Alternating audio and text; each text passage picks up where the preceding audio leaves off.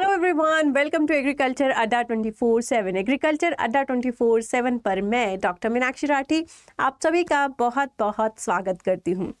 Guys, मेरे पीछे आप ये कोट देख रहे हैं, विदाउट एनी रूल्स और रेगुलेशन और very discipline the success is not possible. है ना, सक्सेस पॉसिबल नहीं है अगर आप अपने आप को एक रूल, एक डिसिप्लिन में नहीं बांधते हैं। Regularity is more important than anything else.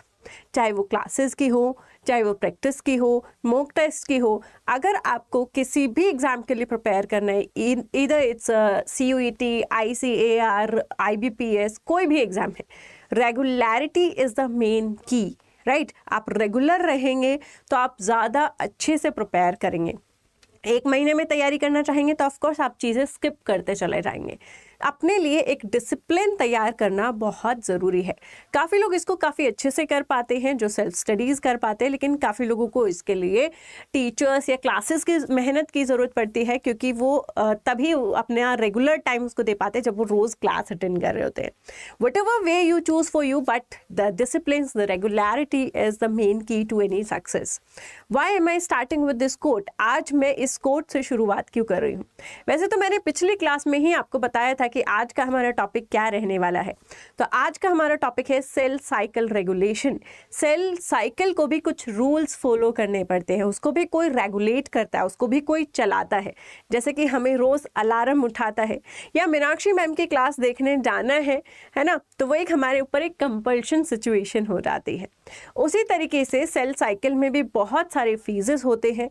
उन फेजेस को रेगुलेट करना जो है सेल साइकिल रेगुलेशन में हम पढ़ेंगे कि किस तरीके से वो रेगुलेट किए जाते हैं। तो आइए शुरुआत करते हैं आज के इस अच्छे से प्यारे से सेशन की, जिसमें बच्चों को ज़्यादातर डाउट्स भी होता है, जो बच्चों को थोड़ा सा डिफ़िकल्ट भी लगता है। I have tried my best to make it more simpler for you. मैंने पूरी कोशिश की है आज की क्लास में इसको आपके लिए सिंपल लैंग्वेज में समझाने की कि किस तरीके से सेल साइकिल को रेगुलेट किया जाता है। नाउ मूविंग अहेड, अगर आपने अभी तक अड्डा 24/7 की एप्लीकेशन नहीं डाउनलोड की है, guys the link is in the description box. Description box में आपका लिंक गिवन है, उस पर क्लिक कीजिए और जल्दी से ये एप्लीकेशन डाउनलोड कीजिए। बहुत सारे फीचर्स हैं इस एप्लीकेशन के, like job alerts, power capsule, daily quiz, and of course you can ask your doubts और connect with your teachers on this application. So go ahead and download the application right now. चलिए application को download कीजिए और अपने इस सफ़र को एक नई और अच्छी और एक बेहतरीन शुरुआत दीजिए। अगर आपने एग्रीकल्चर अड्डा 24/7 को अभी तक सब्सक्राइब नहीं किया है, डू सब्सक्राइब दिस चैनल। यहाँ पर शुरू से मतलब सुबह से लेकर शाम तक आपको एग्रीकल्चर कंटेंट मिलता रहता है, आप चाहे किसी भी एग्रीकल्चरल एग्जाम की प्रिपरेशन कर रहे हो। So do subscribe this channel को सब्सक्राइब ज़रूर करें और बेल आइकन ज़रूर दबाएं, ताकि सारी क्लासेस की नोटिफिकेशन जो है आपको टाइमली मिले और आप कोई भी क्लास मिस ना करें। मूविंग अहेड विद प्रयास। प्रयास हमारी एक ऐसी कोशिश है जहां पर हम प्लांट साइंसेस की स्टूडेंट्स के लिए, यानी कि जो students genetics, plant breeding, biotechnology, pathology, crop physiology जैसे सब्जेक्ट्स में इंटरेस्ट रखते हैं, उनके लिए ये क्लासेस हो रही हैं जो उन्हें हेल्प करेंगे किसी भी एग्जाम के लिए, नॉट ओनली ICAR।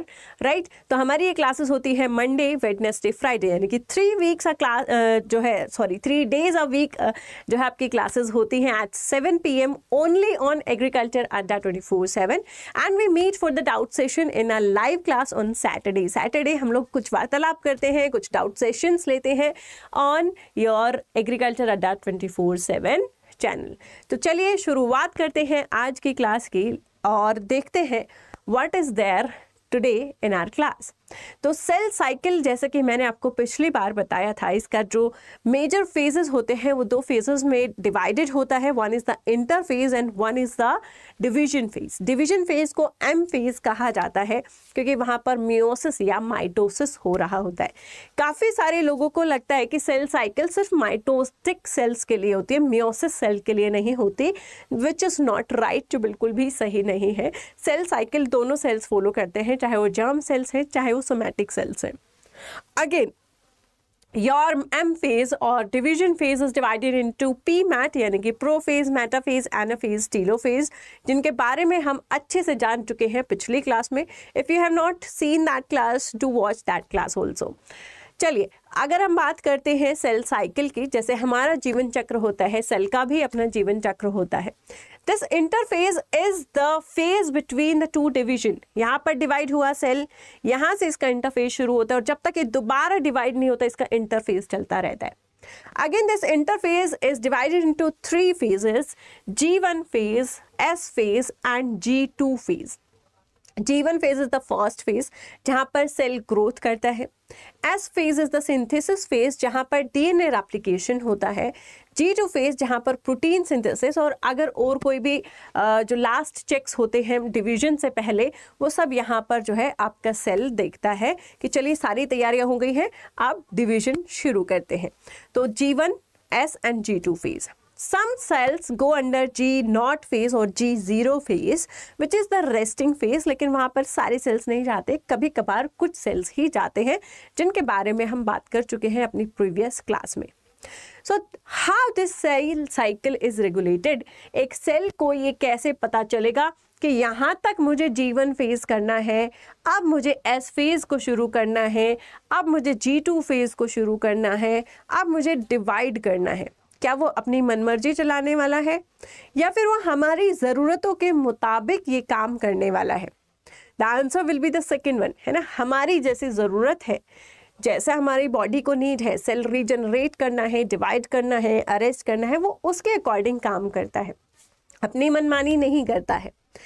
दूसरी बात ये है कि ये जो सेल साइकिल है इसमें ऐसा ना हो कि G1 फेज खत्म नहीं हुआ और DNA सिंथेसिस शुरू हो गया है, यानी कि 2 फेजेस एक दूसरे को ओवरलैप भी ना करें। इन सभी कारणों की वजह से सेल रेगुलेशन आता है, यानी कि जैसा मैंने आपको वीडियो के शुरुआत में बताया ना कि डिसिप्लिन और रेगुलेशंस और रूल्स हम सब के लाइफ में इंपॉर्टेंट होते हैं। From the very basic unit of life, that is cell.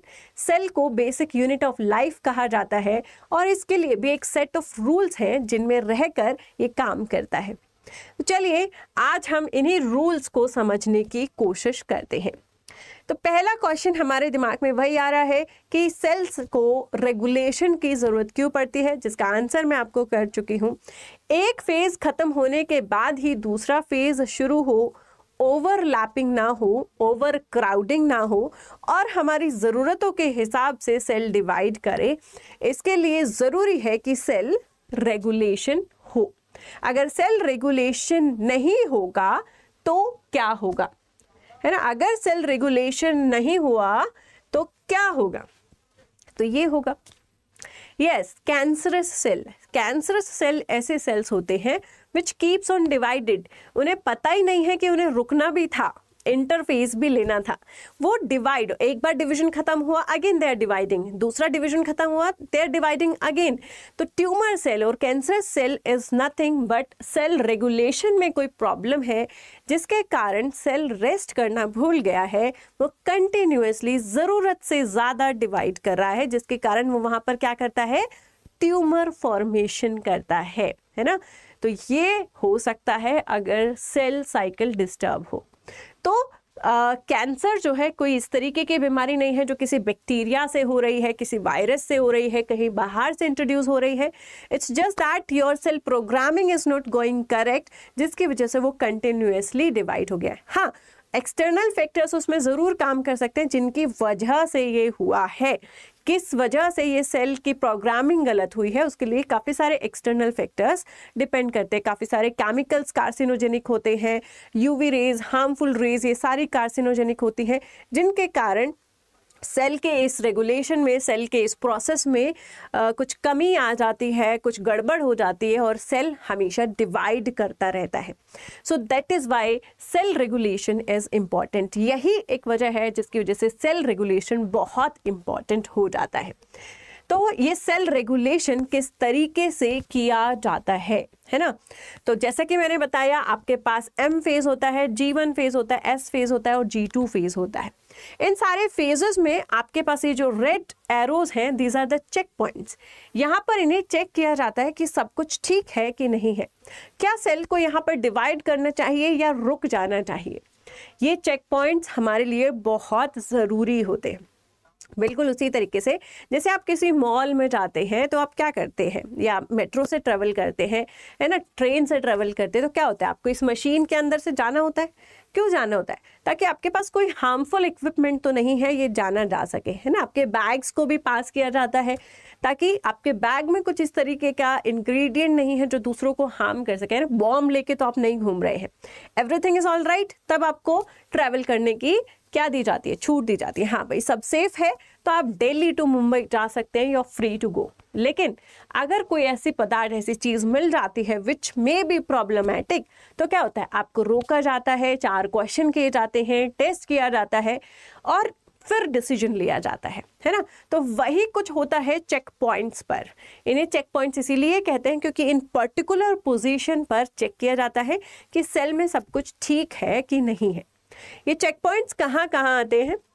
ये चेक पॉइंट सबसे पहले आता है जब G1 एंड हो रहा होता है और S शुरू होता है ना। G1 एंड हो रहा है और S फेज शुरू होने वाला होता है, तब फर्स्ट चेक पॉइंट आता है। फिर during S phase check point आता है। फिर G2 से M फेज में जब सेल ट्रैवल कर रहा होता है तब भी चेक पॉइंट आता है और M फेज में भी चेक पॉइंट आता है। तो ये 4 चेक पॉइंट्स होते हैं जहां पर सेल अपने आप को देखता है कि everything is going okay, I should go in the further phase, मुझे अगले फेज में चले जाना चाहिए, पीछे सब कुछ ठीक ठाक चल रहा है। तो इसीलिए इनको क्या बोला जाता है, चेक पॉइंट्स बोला जाता है ना। चेक पॉइंट्स के लिए जो सबसे इंपॉर्टेंट इंग्रेडिएंट्स चाहिए, है ना, आपको कुछ मशीन्स चाहिए, एक्सरे मशीन चाहिए, आपको ये मशीन चाहिए जिसके थ्रू आप वॉक इन कर सके। इसी तरीके से चेक पॉइंट्स के लिए या फिर सेल रेगुलेशन के लिए कि एक फेज के बाद ही दूसरा फेज आए या एक फेज की जो एक्टिविटी है वो अच्छे से कंप्लीट हो, इसके लिए कुछ मॉलिक्यूल्स ज़रूरी होते हैं हमारी बॉडी में जो सेल साइकिल को रेगुलेट करते हैं। साइकिल का मतलब बाईसाइकिल यहाँ बिल्कुल भी नहीं है। तो सबसे पहली चीज यहाँ पर जो हमें जरूरत होती है वो एक टाइप के होते हैं प्रोटीन्स। वो कौन से प्रोटीन्स होते हैं? ये प्रोटीन्स का नाम होता है साइक्लिन प्रोटीन्स। इन प्रोटीन्स का नाम क्या होता है? Cyclin proteins. ठीक है, तो ये साइक्लिन प्रोटीन्स क्या करते हैं और क्यों जरूरी है? देखिए, साइक्लिन्स इस टाइप के प्रोटीन्स हैं जो आपकी सेल रेगुलेशन में हेल्प करते हैं, है ना। हमारी बॉडी में डिफरेंट हार्मोन्स होते हैं, डिफरेंट टाइम पर हमारे हार्मोन्स कम या ज़्यादा होते हैं, जो हमारी डे टू डे एक्टिविटी, हमारे इमोशंस, हमारे फिजिकल स्ट्रेंथ, मेंटल स्ट्रेंथ, हर चीज़ को बैलेंस्ड बना कर रखते हैं। अगर हार्मोनल डिसबैलेंस हो जाए तो हमारी लाइफ भी डिसबैलेंस हो जाती है। बिल्कुल उसी तरीके से साइक्लिन प्रोटीन्स काम करते हैं। Cyclins are necessary for the cell regulation. Cell regulation के लिए साइक्लिन्स का सही अमाउंट में होना जरूरी होता है। ठीक है, तो साइक्लिन्स आपके पास कौन से होते हैं? G1 में साइक्लिन्स होते हैं, है ना।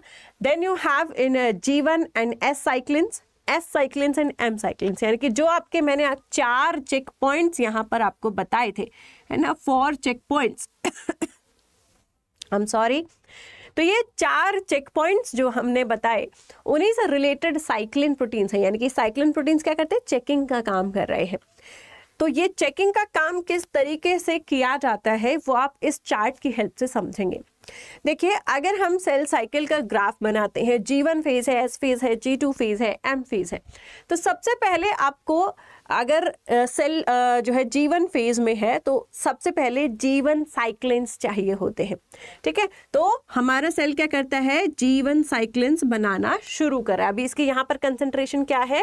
लो है, लेकिन ये धीरे धीरे क्या हो रही है? बढ़ रही है। और फिर जब तक M फेज चलते हैं, यानी कि डिवाइड होता है सेल, तब ये कम आने लगती है। ठीक है, और जब तक सेल इंटरफेज में यानी कि G2 फेज तक क्या हो रहा है? ये ऑलमोस्ट बढ़ रहा होता है ना।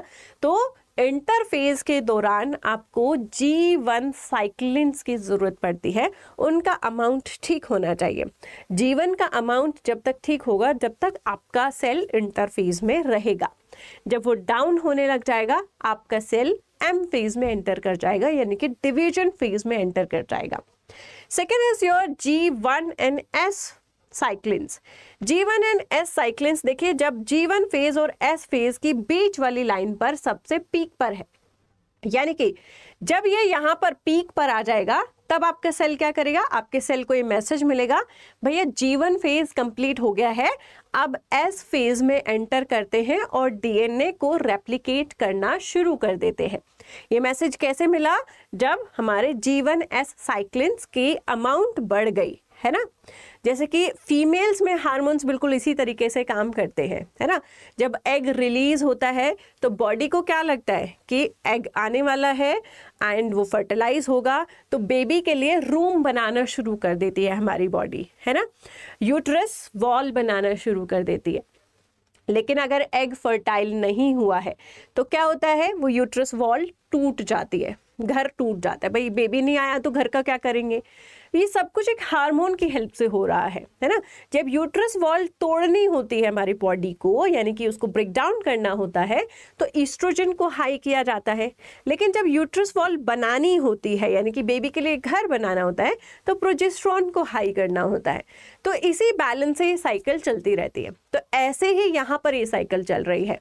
G1 और S साइक्लिन फेज जब ऊपर होते हैं, यानी कि अपने पीक पर होते हैं, तब आपका सेल ट्रांजिट करेगा G1 से S फेज में।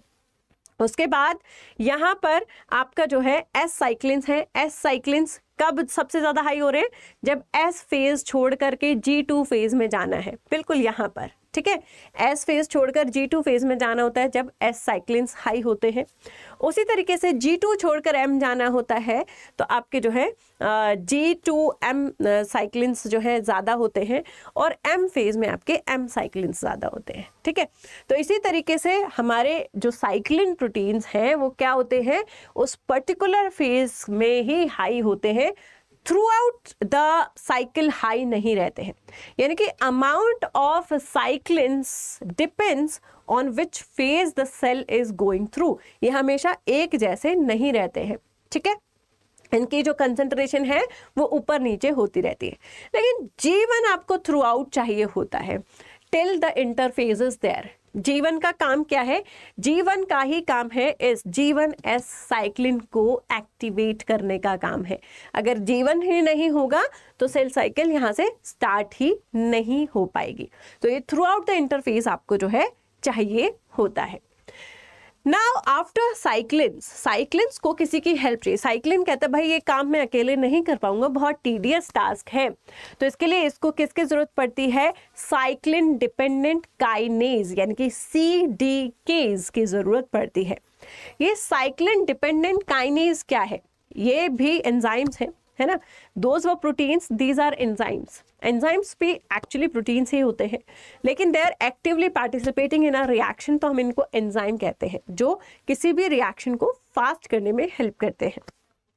सो CDKs यानी कि साइक्लिन डिपेंडेंट काइनेज क्या करते हैं, साइक्लिन्स के साथ बाइंड होकर काम करते हैं। ये दोनों एक दूसरे के साथ मिलकर काम करते हैं, क्योंकि अकेले साइक्लिन से हो नहीं पा रहा था। तो यहाँ पर आप देख रहे हैं जो आपका CDK मॉलिक्यूल है, this CDK molecule joins the cyclin, ये साइक्लिन को जॉइन करता है और कॉम्प्लेक्स बनाता है, जिसे कहा जाता है साइक्लिन CDK कॉम्प्लेक्स। इस साइक्लिन CDK कॉम्प्लेक्स जो है क्या बनाता है, एक्टिवेटेड साइक्लिन CDK कॉम्प्लेक्स बनाता है। यानी कि इसको एक्टिवेट कौन करता है, साइक्लिन्स। ये CDK क्या है, एक एंजाइम है, but this enzyme is right now inactive. ये एंजाइम क्या है, इस वक्त इनएक्टिव है, ठीक है, इनएक्टिव एंजाइम है। अब ये एंजाइम एक्टिव कब होगा, ये एक्टिव तब होगा जब इसके साथ साइक्लिन आके जुड़ेगा, तो ये कॉम्प्लेक्स बन गया, but still it is not active. Active होने के लिए इसको एक और चीज की जरूरत है, फोस्फोर ग्रुप की जरूरत है। जब फोस्फोर ग्रुप आके जुड़ता है, यानी कि इसका फोस्फोराइलेशन होता है ना, तब क्या होता है, ये एक्टिव फॉर्म में होता है। यानी कि एक CDK को, एक साइक्लिन डिपेंडेंट काइनेज को एक्टिवेट करने के लिए साइक्लिन्स और फोस्फोरस दोनों की जरूरत पड़ती है। ये दोनों जब आकर मिलते हैं तो आपका जो CDK एंजाइम है ये एक्टिवेट हो जाता है, राइट। तो ये एक्टिवेट होकर करता क्या है, ये आपके जो टारगेट प्रोटीन्स होते हैं उनको मॉडिफाई करने का काम करता है है ना, जो पर्टिकुलर प्रोटीन्स चाहिए होते हैं, जैसे कि मेरे जो सेल साइकिल है उसे एस फेज में जाना है, यानी कि सिंथेसिस फेज में जाना है, यानी कि डीएनए को रेप्लिकेट करना है। उसके लिए मुझे जिन एंजाइम्स, जिन प्रोटीन्स की ज़रूरत पड़ने वाली है, उनको एक्टिव करने के लिए, उनको एक्यूमुलेट करने के लिए, उनको ये मैसेज देने के लिए कौन काम करता है? ये कॉम्प्लेक्स काम करता है कि चलो चलो भाई एस फेज आ गए, सारे आ जाओ, अपना काम शुरू करते हैं। ये मैसेज कौन देता है? ये सीडीकेज देता है। ठीक है, तो सीडीके का काम क्या है?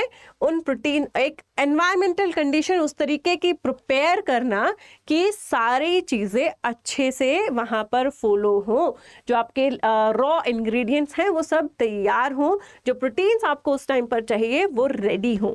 ये सब सीडीके का काम होता है। राइट, यहाँ पर एग्जाम्पल आपको दिया हुआ है मैच्योरेशन और प्रोमोटिंग फैक्टर का। ठीक है, MPF इसको कहते हैं। जैसे कि एम साइक्लिन्स है, एम साइक्लिन्स कब होंगे? जब आपका सेल एम फेज में होगा, है ना, यानी कि डिवीजन फेज में होगा। तो जब आपका सेल जो है G2 फेज से एम फेज में ट्रांजिट कर रहा है, यानी कि एम फेज में एंटर कर रहा है, उसके बाद आपको एम साइक्लिन्स जो है मिलने शुरू होंगे, बिल्ड होने शुरू होंगे। अब जब आपका फेज, आपका जो इंटर फेज है वो खत्म हो गया है और सेल एम फेज में आ गया है, तो एम साइक्लिन्स धीरे धीरे पड़ने शुरू हो गए हैं, बिल्ड एक्यूमुलेट होने शुरू हो गए हैं। जब ये एक्यूमुलेट हो जाएंगे तो इसके साथ, एम साइक्लिन्स के साथ कौन जुड़ेगा? सीडीकेज जुड़ेंगे। राइट, जब ये सीडीकेज इसके साथ जुड़ जाते हैं तो ये फॉस्फोरस ग्रुप आता है और इसको एक्टिव कर देता है, जिसकी वजह से क्या होता है कि कॉम्प्लेक्स बनते हैं, एक्टिव कॉम्प्लेक्सेस बनते हैं। ये एक्टिव कॉम्प्लेक्स जो बन रहे हैं ये करते हैं सिग्नल कि भैया सब ठीक है, चलिए सेल साइकिल को आगे बढ़ाइए। और एक्टिव होने के बाद ये एम फेज में, यानी कि आपके डिवीजन फेज में जो भी आपके स्पिंडल फॉर्मेशंस हो रही हैं, उनका आपके क्रोमोसोम से जुड़ना, उनका सेपरेट होना, ये सारी जो भी डिवीजन के टाइम पर एक्टिविटीज़ हो रही हैं, इन सारी एक्टिविटीज़ के लिए जो भी एंजाइम्स और प्रोटीन्स चाहिए होते हैं, उनको ये सीडीके और एम साइक्लिन्स मिलकर जो कॉम्प्लेक्स बना रहे हैं वो उनको एक्टिवेट करते हैं और एम फेज आगे बढ़ता है। राइट, जैसे कि यहाँ पर दिखाया हुआ है, ये सीडीके एम साइक्लिन के साथ मिला, उसके बाद ये डिफरेंट टारगेट्स चूज करता है अपने, कहीं पर भी इसको स्पिंडल फॉर्मेशन करना है, यहाँ पर इसको होमोलोगस पेयरिंग करनी है, या फिर एनाफेज में होमोलोगस पेयरिंग तोड़नी है ना। डिफरेंट इसके टारगेट्स होते हैं जो कि डिवीजन फेज में ज़रूरत होती है, वहाँ पर ये जाकर उन प्रोटीन्स को एक्टिवेट करता है। ठीक है, यहाँ पर देखिए कि किस तरीके से ये एक्टिवेट किए जाते हैं। तो आपका एक और फैक्टर यहाँ पर काम करता है APC, यानी कि anaphase promoting complex. And how it is working here, APC again एक क्या है? प्रोटीन है which forms a complex with M cyclins and complex बनाता है, एक प्रोटीन कॉम्प्लेक्स बनाता है जो एम साइक्लिन्स को डिस्ट्रॉय करते हैं। क्योंकि अब आपका फेज जो है एनाफेज आ गया है, एनाफेज के बाद क्या होगा? एम फेज कम होता चल जाएगा, है ना, एम फेज खत्म होने वाला है और फिर से इंटरफेज शुरू होने वाला है। तो एम फेज को खत्म करने के लिए जो अभी एम फेज के दौरान एम साइक्लिन सबसे ऊपर थे, उसको क्या करना है? कम करना है। ठीक है, जब तक एम साइक्लिन्स ऊपर रहेंगे, ज़्यादा रहेंगे, हमारा सेल डिवाइड करता रहेगा, क्योंकि वो एम फेज में है, डिवीजन फेज में है। तो उन एम साइक्लिन्स को डिस्ट्रॉय करने का काम कौन करता है? APC करता है, यानी कि एनाफेज प्रोमोटिंग कॉम्प्लेक्स करता है। राइट, साथ ही साथ अगर यहाँ पर एनाफेज की बात हो रही है तो आपको पता है कि एनाफेज में क्या होता है? दो क्रोमोसोम्स एक दूसरे से सेपरेट होते हैं, अलग होते हैं, है ना। एनाफेज के दौरान ऐसा होता है। तो ये कैसे पॉसिबल हो पाता है? ये हो पाता है APC कॉम्प्लेक्स की वजह से। ये APC कॉम्प्लेक्स, जैसे वहाँ पर साइक्लिन और सीडीकेज आपस में जुड़ रहे थे, ये यूबिक्यूटिन टैग्स की हेल्प लेता है। ठीक है, किसकी हेल्प लेता है? यूबिक्यूटिन टैग्स की हेल्प लेता है। यूबिक्यूटिन टैग्स की हेल्प लेकर ये एम साइक्लिन्स को भी डिस्ट्रॉय करता है और दो होमोलोगस क्रोमोसोम्स को अलग अलग भी कर पाता है। कैसे कर पाता है? आइए देखते हैं। सो व्हाट्स हैपनिंग हियर, यहाँ पर क्या हो रहा है, धीरे से प्यार से समझने की कोशिश करेंगे। सो यहाँ पर आपका एपीसी मॉलिक्यूल है, राइट। ये एपीसी मॉलिक्यूल जो है आपका यूबिक्यूटिन ऐड करता है किस में, आई एम सॉरी, सिक्यूरिन में, ठीक है। यूबिक्यूटिन मॉलिक्यूल ऐड करता है सिक्यूरिन। सिक्यूरिन क्या है, एक प्रोटीन है। जब ये यूबिक्यूटिन प्रोटीन इस सिक्यूरिन में हेल्प करता है तो सिक्यूरिन क्या चला जाता है, रिसाइकिल होने चला जाता है ना। जैसे कि ये सेम है कि आप किसी को टावल और सॉप दे के कहीं जा नहाने चला जा, ठीक है। तो जब ये यूबिक्यूटिन इसको देता है तो इसको कहते हैं जाओ रिसाइक्लिन होने चले जाओ। तो आपका सिक्यूरिन यहाँ यूबिक्यूटिन के साथ आता है और रिसाइक्लिन बिन में चला जाता है और रिसाइक्लिन बिन में इसका ब्रेक डाउन हो जाता है। अब ये जो सिक्यूरिन प्रोटीन है यहाँ से चला गया तो यहाँ पर सेपरेज क्या है, एक एंजाइम है जो अकेला रह गया, ठीक है। जब ये अकेला होता है तब ये एक्टिव हो जाता है, ठीक है। ये अकेला है तो ये क्या हो गया है, यहाँ पर एक्टिव हो गया है। अब आपके जो दो क्रोमेटिड्स हैं या फिर दो होमोलोगस क्रोमोसोम की पेयरिंग है वो आपस में एक प्रोटीन की हेल्प से जुड़ी हुई होती है। आप किसी चीज को जोड़ेंगे तो आपको क्या चाहिए होगा, कुछ फेविकोल, ग्लू, फेविस्टिक कुछ चाहिए होगा। ऐसे ही ये जो दो क्रोमेटिड्स है एक दूसरे से चिपकी हुई है कोहेजन प्रोटीन की हेल्प से।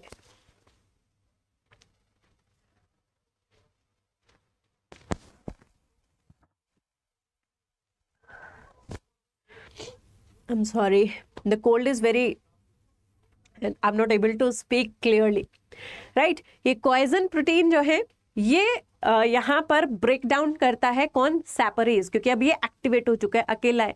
अकेला इंसान क्या करेगा, इधर उधर भटकेगा, है ना, उसका मन नहीं लग रहा है तो भटकते भटकते पहुंचता है कोहेजन प्रोटीन के पास और उसको काटना शुरू कर देता है, उसको डिस्ट्रॉय करना शुरू कर देता है। तो यहाँ पर कोहेजन प्रोटीन जो है डिस्ट्रॉय हो जाता है तो ये जो सिस्टर क्रोमेटिड्स हैं अलग अलग हो जाते हैं, सेपरेट हो जाते हैं। कब, एनाफेज के लास्ट में, क्योंकि एनाफेज में क्या होता है, दो क्रोमेटिड अलग अलग पोल्स पर चलना शुरू होते हैं, ठीक है। तो एनाफेज में जो आपके एपीसी कॉम्प्लेक्सेस हैं वो क्या कर रहे हैं, वो सिक्यूरिन को यूबिक्यूटिन दे करके उसको सैपरेज को फ्री कर रहे हैं, एक्टिवेट कर रहे हैं, जिसकी वजह से कोहेजन प्रोटीन जो है वो डिस्ट्रॉय हो रहा है और दो क्रोमोसोम अलग हो रहे हैं, है ना। तो यानी कि उस सेल से रिलेटेड जो प्रतिक्रियाएं हैं जो उस दौरान, उस फेज के दौरान हो रही हैं वो किसकी हेल्प से हो रही हैं, एपीसी की हेल्प से हो रही है, ठीक है। और एम साइक्लिन्स भी इसी तरीके से यूबिक्यूटिन की हेल्प से जो है एम साइक्लिन्स को डिस्ट्रॉय किया जाता है। एम साइक्लिन्स को जब डिस्ट्रॉय करेगा तो वो क्या होगा, कम आने लगेगा। जब एम साइक्लिन कम आने लगेगा तब हमारा जो सेल है वो एम फेज यानी कि डिवीजन फेज को छोड़कर इंटरफेज की तरफ मूव करने लगता है, right. So These all were the examples of the positive regulation, यानी कि जो एक को बढ़ावा दे रहे हैं कि चलो भाई दूसरे फेज में चलते हैं, अच्छा भाई सब ठीक ठाक है, चलो जी तीसरे फेज में चलते हैं। यानी कि ऐसे मॉलिक्यूल्स, ऐसे प्रोटीन और ऐसे एंजाइम्स यहाँ पर हम देख रहे हैं जो नेक्स्ट साइकिल में जाने के लिए बढ़ावा दे रहे हैं, इसलिए हम इसको कहते हैं पॉजिटिव रेगुलेशन। ये क्या था, पॉजिटिव रेगुलेशन था। पॉजिटिव रेगुलेशन में आपको साइक्लिन्स, सीडीकेज, एमपीएफ और आपके ये एनाफेज प्रोमोटिंग फैक्टर एपीसी, ये आपको चाहिए होते हैं। सारे जो है पॉजिटिव रेगुलेशन करते हैं जिसके हेल्प से सेल एक साइकिल से दूसरे साइकिल में प्रवेश करता है, राइट। लेकिन यहाँ पर आता है नेगेटिव रेगुलेशन। नेगेटिव रेगुलेशन का मतलब जो स्टॉप करे, नहीं नहीं भाई कुछ ठीक नहीं है, कुछ गड़बड़ लग रही है, स्टॉप हियर, यहाँ रुक जाओ, नेक्स्ट फेज में मत जाओ। किसी चीज को प्रमोट ना करके उसको रिस्ट्रिक्ट करना, उसे रोकना इज नेगेटिव रेगुलेशन, है ना। कभी कभी आप अपने मम्मी पापा से या अपने किसी फ्रेंड से पूछते हैं मैं ये काम करना चाहता हूँ, दे विल प्रमोट यू, है ना, do it, go ahead, I am with you. लेकिन कभी कभी वो आपको रोकेंगे, नहीं यार मुझे प्लान सही नहीं लग रहा, इसमें ये जो है नेगेटिव पॉइंट्स हैं। तो पॉजिटिव रेगुलेशंस भी चाहिए होते हैं और नेगेटिव रेगुलेशंस भी चाहिए होते हैं। नेगेटिव रेगुलेशन में हम यहाँ पर बात करेंगे आरबी फैक्टर्स की। ठीक है, आरबी फैक्टर्स। तो पहले हमने जाना कि भाई रेगुलेटिंग फैक्टर्स पॉजिटिव और नेगेटिव हो सकते हैं, यानी कि कुछ ऐसे फैक्टर्स हैं, साइक्लिन्स हैं, सीडीकेज हैं जो हरी झंडी देते हैं, वेरी गुड, गो अहेड। तो कुछ ऐसे फैक्टर्स भी जो होंगे जो हमें रोकने की कोशिश करेंगे कि आपको यहाँ पर रुक जाना चाहिए। अच्छा, हमें रुकना कब पड़ेगा? जब कुछ गड़बड़ होगी, है ना। मान लीजिए आपका डीएनए डैमेज है, तो ऐसे सेल को जिसका डीएनए डैमेज हो गया है या फिर जिसमें म्यूटेशन हो गई है, हमारे जो सेल्स हैं वो कोशिश करेंगे कि वो फर्दर डिवाइड होकर उस डीएनए को, डैमेज डीएनए को रेप्लिकेट ना करे, वो वहीं पर रुक जाए। तो ऐसे में सेल डिवीजन रुक जाएगा, है ना। या फिर हमारे सेल के पास प्रोटीन डेफिशिएंसी है या न्यूट्रिएंट डेफिशिएंसी है, जिसके कारण वो अपनी लाइफ साइकिल ही मतलब रोध होके पूरा कर रहा है। तो डिवीजन के टाइम पर उसको ज़्यादा एनर्जी चाहिए होगी जो उसे नहीं मिल रही है, तो ही विल बी लाइक यार अभी मेरे पास इतनी एनर्जी नहीं है, अभी तुम कुछ टाइम के लिए रुक जाओ, है ना, बाद में करेंगे डिवीजन। तो जहाँ ऐसी कंडीशंस होगी जहाँ पर सेल डिवीजन रोकना पड़ेगा, है ना, दैट इज नेगेटिव रेगुलेशन। यहाँ नेगेटिव रेगुलेशन में हम आरबी यानी कि रेटिनोब्लास्टोमा के बारे में पढ़ने वाले हैं। How this RB is working, retinoblastoma कैसे काम करता है। तो रेटिनोब्लास्टोमा जब डीफॉस्फोराइलेटेड होता है, बिल्कुल जो आपका सीडीकेज या साइक्लिन कॉम्प्लेक्स था उससे उल्टा, उनमें फोस्फोरस ग्रुप ऐड होता है तो वो एक्टिव हो जाते हैं। लेकिन रेटिनोब्लास्टोमा उल्टा है, जब इससे फोस्फोरस ग्रुप हट जाता है, ये डीफॉस्फोराइलेटेड स्टेज में होता है, तब ये क्या करता है, प्रोटीन्स के साथ बाइंड होता है जिनको ट्रांसक्रिप्शन प्रोटीन्स कहते हैं। ये EF2 के नाम से आपको जो है बुक्स में मिलता है, ट्रांसक्रिप्शन फैक्टर प्रोटीन 2। जब ये ट्रांसक्रिप्शन फैक्टर प्रोटीन यहाँ पर डीफॉस्फोराइलेटेड के साथ जुड़ता है तो क्या होता है, उसके साथ इंगेज हो जाता है, उसके साथ बिजी हो जाता है। लेकिन अगर वो फॉस्फोराइलेटेड होगा यानी कि इनएक्टिव फॉर्म में होगा तो ये फ्री हो जाएगा, ठीक है। तो ये आप जो है पिक्चर की हेल्प से समझने की कोशिश कीजिए व्हाट्स हैपनिंग हियर। तो ये आपका आरबी फैक्टर है, ये आरबी फैक्टर इस आपके ट्रांसक्रिप्शन फैक्टर के साथ जुड़ा हुआ है ना। लेकिन जैसे जैसे सेल ग्रोथ बढ़ती है ना, सेल ग्रोथ बढ़ रही है, सेल बड़ा हो रहा है। सेल ग्रोथ किस में होती है, G1 फेज में होती है, राइट। सेल ग्रोथ किस में होती है, G1 फेज में होती है। तो जब आपकी सेल ग्रोथ होती है, अब जो है एक ATP ADP में चेंज होता है तो आपको एक फोस्फोरस ग्रुप मिल जाता है ना। ट्राइफोस्फेट से ड्राइफोस्फेट बन रहा है, तो आपको जो एक फोस्फोरस ग्रुप मिला है वो क्या होता है, ये इस आरबी के साथ, रेटिनोब्लास्टोमा के साथ अटैच हो जाता है। यानी कि अब ये क्या हो गया है, फोस्फोराइलेटेड हो गया है। यहाँ पर क्या थी इसकी कंडीशन, डीफॉस्फोराइलेटेड था। जब ये फोस्फोराइलेटेड हो जाता है यानी कि जब इसके साथ फोस्फोरस ग्रुप ऐड हो जाता है तो ये इनएक्टिव हो जाता है और जो हमारा ट्रांसक्रिप्शन फैक्टर है ये फ्री हो जाता है। ट्रांसक्रिप्शन फैक्टर फ्री है तो ये आकर क्या करेगा, आगे के प्रोसेस करेगा। ट्रांसक्रिप्शन फैक्टर है, फ्री है ना, तो यहाँ पर जो सेल ग्रोथ है वो ट्रिगर करती है phosphorylation of your RB molecules which releases your EF2 molecules which binds to DNA and turns on the gene expression thus advancing the cell cycle। तो अब जब ये डीएक्टिवेट है, ये जब डीएक्टिवेट है तो आपका जो ट्रांसक्रिप्शन फैक्टर है जो फ्री है ये डीएनए के साथ अटैच होगा और ऐसी जीन्स को एक्टिवेट करेगा जो अगली सेल साइकिल के लिए जरूरी है ना, अगले फेज के लिए जरूरी है, उन जीन्स को एक्टिवेट कर देगा। चलो भाई काम करो, अगले फेज में चलना है। लेकिन जब ये रेटिनोब्लास्टोमा एक्टिव स्टेज में है तो ये आपके ट्रांसक्रिप्शन फैक्टर को एंगेज रखता है, बिजी रखता है, जिसके वजह से वो जीन्स को एक्टिवेट नहीं कर पाता। जीन्स जब एक्टिवेट नहीं होती तो सेल को वो सिग्नल्स, वो प्रोटीन्स नहीं मिलते, तो वो अगले फेज में ट्रैवल नहीं कर पाता है। तो उसका ट्रैवल जो अगले फेज में होने वाला था वो यहीं पर रुक जाता है। कब तक रुका रहेगा, जब तक सेल ग्रोथ हुई नहीं है ना, ताकि हमारा सेल जब पूरी ग्रोथ कर ले तब ही नेक्स्ट फेज में जाए। जब सेल ग्रोथ हो जाती है वो फोस्फोराइलेटेड हो जाता है और सेल नेक्स्ट में चला जाता है। तो एक्टिव रेटिनोब्लास्टोमा क्या कर रहा है, आपको नेक्स्ट सेल फेज में जाने से रोक रहा है। तो ये क्या है, नेगेटिव रेगुलेशन है। This is a negative regulation. यहाँ पर देखिए आपके यहाँ सीडीकेज 4 और 6 भी काम कर रहे होते हैं एक्चुअली, एंड यहाँ पर आपके जो है फोस्फेट ग्रुप, जब आपके आरबी फैक्टर है वो आपके E2F फैक्टर से जुड़ा हुआ है। लेकिन जब इसको फोस्फोरस ग्रुप मिलना शुरू होता है, फोस्फोराइलेशन इसका होता है, तो ये क्या करता है, इसको ई फैक्टर को छोड़ देता है और अकेला हो जाता है। ई फैक्टर आकर आपके डीएनए रेप्लिकेशंस को शुरू करता है और आपका जो नेक्स्ट साइकिल फेज है, नेक्स्ट साइकिल फेज के लिए जो भी प्रोटीन्स हमें चाहिए होते हैं उनको क्या करता है, एक्टिवेट करता है। ठीक है, so this is a negative regulation example from RB factor और रेटिनोब्लास्टोमा फैक्टर, राइट। तो आई होप सेल साइकिल यहाँ पर आपको काफ़ी जो है सही समझ में आई होगी। तो मैंने आपको शुरू में बताया था कि हमारे पास कुछ चेक पॉइंट्स होते हैं जिन पर हम चेक करते हैं कि कहाँ what to check in that cell cycle, है ना। तो हम यहाँ चलेंगे अपना बैक और देखेंगे कहाँ कहाँ पर हमें जो है चेक पॉइंट्स नज़र आ रहे हैं।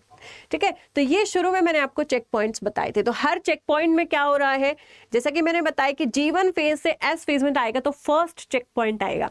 तो यहाँ पर ये क्या देखता है, यहाँ पर आपका रेटिनोब्लास्टोमा RB है ना, क्या देख रहा है कि पूरी सेल ग्रोथ होगी तभी हम एस फेज में जाएंगे, वरना हम एस फेज में नहीं जाएंगे। तो सेल ग्रोथ पूरी होती है तभी ये एस फेज में जाता है। यहाँ पर चेक किया जाता है कि सेल ग्रोथ हेल्दी है और पूरी है bio retinoblastoma at check point 1। साथ साथ यहाँ पर और क्या होते हैं, आपके CDKs होते हैं, साइक्लिन्स होते हैं। जब यहाँ पर आपका G1S साइक्लिन हाई होगा तभी ये G1 से S फेज में जाएगा, वरना नहीं जाएगा। तो ये हो गया चेक पॉइंट 1। फिर आते हैं सिंथेसिस फेज। सिंथेसिस फेज में क्या होता है, आपका DNA रेप्लिकेट हो रहा है ना। DNA जब रेप्लिकेट हो रहा है, फर्स्ट इज आपका DNA डैमेज नहीं है, बिल्कुल ठीक ठाक है, तभी वो रेप्लिकेट होना चाहिए, है ना। तो यहाँ पर आपकी P53 फैक्टर काम करता है। ठीक है, P53 और P21 फैक्टर्स हैं, वो DNA रेप्लिकेशन में हेल्प करते हैं और DNA अगर डैमेज होता है तो उसे वहीं पर रोक देते हैं, राइट। उसके बाद यहाँ पर S साइक्लिन्स काम करते हैं जो CDKs के साथ जुड़कर क्या करते हैं, CDKs के साथ जुड़कर वहाँ पर कॉम्प्लेक्सेस बनाते हैं और इसको G2 फेज में एंटर करने देते हैं। उसी तरीके से G2 से M फेज में G2M cyclin phase cyclins activate होते हैं और M फेज में M साइक्लिन्स एक्टिवेट होते हैं। M साइक्लिन्स नीचे आते हैं, डिस्ट्रॉय किए जाते हैं APC फैक्टर के द्वारा, है ना। M साइक्लिन्स को नीचे कौन लाता है, APC फैक्टर लाता है। उसके बाद सेल जो है दोबारा G1 फेज में एंटर कर जाता है। तो इस तरीके से जो है आपकी सेल साइकिल चलती है। डिफरेंट चेक पॉइंट्स होते हैं जहां पर चेक किया जाता है that everything is right and we can go ahead in the next phase. हम नेक्स्ट फेज में जा सकते हैं या नहीं जा सकते हैं, राइट। सो यहाँ पर हम जो अपनी क्लास है वो समाप्त करते हैं। Hopefully I tried my best कि आप अंडरस्टैंड करें कि किस तरीके से सेल साइकिल के डिफरेंट फेज जो है वो मूव करते हैं, right. These are your batches guys. आपका ICAR PG का रिकॉर्डेड बैच आपके लिए उपलब्ध है। अगेन योर IBPS AFO या MP RIO जैसे एग्जाम्स के बैचेस भी जो है आपको यहाँ पर उपलब्ध है। You can have these batches enroll from your application से आप एनरोल कर सकते हैं। द डिस्क्रिप्शन बॉक्स में आपका लिंक गिवन है इस एप्लीकेशन को डाउनलोड करने का, और Y448A को लगाना ना भूले to get enroll in any of the batch, because whatever the maximum off at that time is activate, you can have that off with you, है ना। और एग्रीकल्चर महापैक उन लोगों के लिए है जो जनरली मल्टीपल एग्जाम्स की तैयारी करते हैं। You are preparing for RRB, you are preparing for IBPS, you are preparing for IBPS SO, Jharkhand FSO और ICAR और डिफरेंट यूनिवर्सिटी एग्जाम्स। बहुत सारे एग्जाम्स जो है एक स्टूडेंट देता है एक टाइम पर। तो आप डिफरेंट एनरोलमेंट ना करके एक जगह एनरोलमेंट कर सकते हैं एंड दैट इज एग्रीकल्चर महापैक। वो है एग्रीकल्चर महापैक, राइट। इस एग्रीकल्चर महापैक का जो प्राइस है वो है 7,359 एट Y448A का इस्तेमाल जब आप करते हैं। अगर एप्लीकेशन से इसमें एनरोल करेंगे तो फीस थोड़ी सी और कम हो जाएगी, because you get some points जहां आप इनको कलेक्ट करके यूज कर सकते हैं to get the extra discount, ठीक है। So guys that's all from my side in this class and I hope आप लोगों को सेल साइकिल समझ आया होगा। रिलेटेड टू सेल साइकिल अगर आपको फर्दर कोई डाउट है, क्वेश्चन है, do put it to the comment box में डालें। I will try to answer all the comments and अगर सेशन पसंद आया हो do put a like and share and subscribe agriculture Adda 24/7। Classes को शेयर ज़रूर करें और एग्जाम इज़ नियर, जितनी हेल्प लोगों को मिल सके उतना ही अच्छा है। डोंट गेट लाइक कंपटीशन बढ़ जाएगा, ज्ञान हो और खुशियाँ दोनों ही बांटने से बढ़ती हैं, ये बात मैं हमेशा आप लोगों को बोलती हूँ, है ना। मे बी कुछ और कोई और इस पॉइंट में ऐड करेगा, ये पॉइंट ऐड किया, वो पॉइंट ऐड किया, उससे आपकी सिर्फ ज्ञान वृद्धि ही होती है। So do share this and जो भी आपके रिकमेंडेशन है, डाउट्स हैं, वो कमेंट्स में भी डाल सकते हैं and we meet on Saturday for the live sessions, वहाँ पर भी अपने डाउट्स जो हैं आप पूछ सकते हैं। Goodbye guys, take care, मिलते हैं अपने नेक्स्ट सेशन में कुछ और नए टॉपिक के साथ। तब तक के लिए अपना ध्यान रखिएगा, सुरक्षित रहिएगा।